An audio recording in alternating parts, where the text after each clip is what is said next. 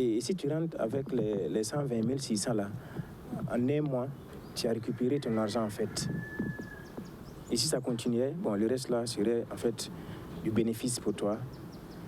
Et voilà que ça a cramé.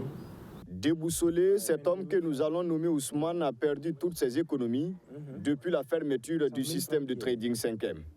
2 semaines après l'incident, la victime peine à exprimer son ressenti. Entre amertume et regret, il revient sur sa mésaventure. C'est à travers un ami, un soir, il m'a appelé, voilà, qu'il voulait me voir. Voilà, je suis allé, il m'a expliqué voilà, qu'il y avait un business qui était là, où sa grande sœur l'en a parlé. Et lui, bon, il a vu que, en tout cas, ça pourrait nous être bénéfique. Chaque jour, il me parlait de ça.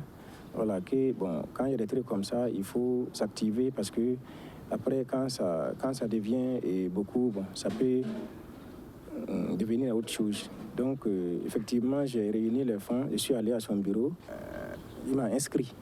Après avoir souscrit à la plateforme, Ousmane s'est acheté un robot trader à 120 600 francs CFA. Ce robot va effectuer des tâches en vue de générer des gains hebdomadaires estimés à 31 000 francs CFA. Mais tout ne se passe pas comme prévu pour ce jeune. Sur plus de 120 000 francs CFA investis, il n'aura retiré que 22 000 francs CFA. Comme je peux remplir en fait les 7 jours, voilà, ça ne valait pas ça. C'était 22 000. Voilà. Et après, on attendait la semaine qui suivait encore. Moi, j'ai laissé en fait une semaine de plus. Voilà. Et cette semaine n'est pas arrivée malheureusement. 100 000 francs qui est parti en l'air. Adama aussi est une victime de 5M. Cet homme réticent au départ a cédé à l'insistance de son voisin et la motivation de sa femme qui décida de payer sa souscription au système 5M à hauteur de 320 000 francs CFA. Malheureusement, c'est le jour de son premier retrait d'argent que la fermeture du site de 5M est annoncée. Moi, j'avais fait une option pour retirer chaque 2 semaines. Parce que 2 semaines, j'avais 200 000. Donc, quand j'étais à 187 000, ce jour-là, je disais, bon, le lendemain, je joue, ça me fait 200 000 et je retire. Et c'était le 4. Quand je me suis réveillé le 4 matin, j'avais que mes larmes pour pleurer. Parce que quand je me suis connecté, et quand j'ai vu sur les réseaux sociaux, c'est pas des bonnes nouvelles. Ces cas illustrent bien le désarroi de milliers de citoyens touchés par ce phénomène qui n'est pas nouveau. Comment donc expliquer que ce système de trading est pignon sur rue au Burkina Faso? Pour Bouraïma Zongo, maître assistant en sociologie à l'université Joseph Kizerbo, c'est le désir effréné d'amasser des richesses qui pousse bon nombre de personnes à s'aventurer dans ce genre de pratiques. Il soutient que les stratégies développées pour attirer les investisseurs sont basées sur la confiance.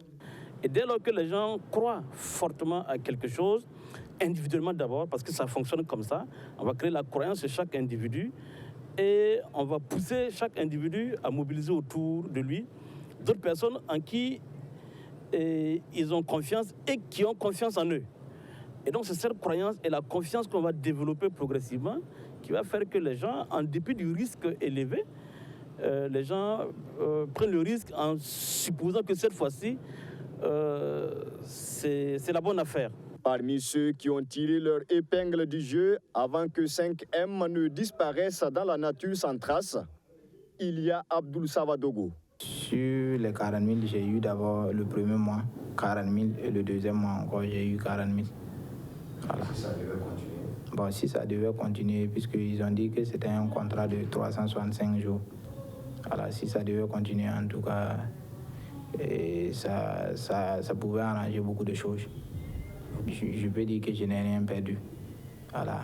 Mais le problème, c'est que j'ai des grands frères qui se sont inscrits aussi et qui n'ont absolument rien obtenu. Ils n'ont même pas pu faire le premier retrait. Si au Burkina Faso, les risques d'arnaque dans le trading sont devenues monnaie courante, c'est parce que l'État n'y accorde pas d'importance, dira Bouraï Mazongo. Tant que l'État ne perçoit pas un problème comme un problème social, il existe, mais tant qu'il ne le perçoit pas comme ça, l'État n'agit pas. Et donc, pour que l'État agisse le plus souvent, il faut qu'il y ait de la voix qui s'élève, de la voix, de la grogne, des plaintes, de la médiatisation, des manifestations. Notons que le 18 août dernier, des victimes de cette plateforme 5M étaient face aux médias pour demander aux autorités de la transition de prendre des dispositions afin d'éviter ces cas d'arnaque liés aux investissements en ligne.